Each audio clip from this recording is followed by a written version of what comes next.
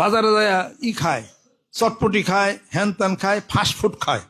আরে বাজার থেকে একটু খাঁটি মধু হাফ কেজি কিনলেন না আপনি, অন্য কোনো কিছু কিনেন না, খায় হলো ওই কি জানি কয় ফ্রাই নিয়ে আসে। ওই ফ্রাই বানাইছি কি তা জানেন? যা বানাইছে আপনার হাড়টাকে একদম শেষ করবো ওই ফ্রাই খেলে। ফাস্টফুড খাইলে হাড় শেষ, হাড় আর হাড় থাকবো না, কইল হয়ে যাবো। কাজে ওগুলা খায় না, ওগুলা খাওয়ার অভ্যাস ওগুলা টোটালি ওরা বাদ দিতে হবে। এরপর আমাদের দেশে মরণের সবকিছু আছে, জানি যাবেন যেখানে যাবেন বাঁচার কোনো কায়দা নাই, ওয়াট আপনি অসুখ বিসুখ কিডনি ফেল সমস্ত কিছু হওয়া শুরু করবে। তার মধ্যে থেকে আপনাকে অবশ্যই বাঁচতে হবে।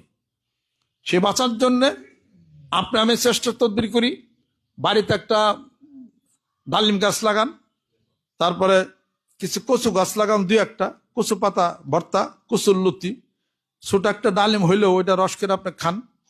তারপরে যে সমস্ত খাবারগুলি আসলে ফরমালিন না, অথবা ফরমালিন যুক্ত খাবার কিনলেও বাড়ি তাই না, ওটার আবার পানিতে ভিজিয়ে রাখেন।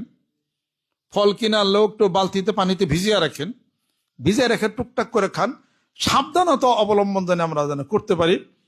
তারপরে আরো কিছু খাবার টাবার যেগুলো আছে এগুলোর মধ্যে সাবধানতা অবলম্বন করতে হবে, তাহলে সুস্থ থাকবেন ইনশাআল্লাহ তাআলা।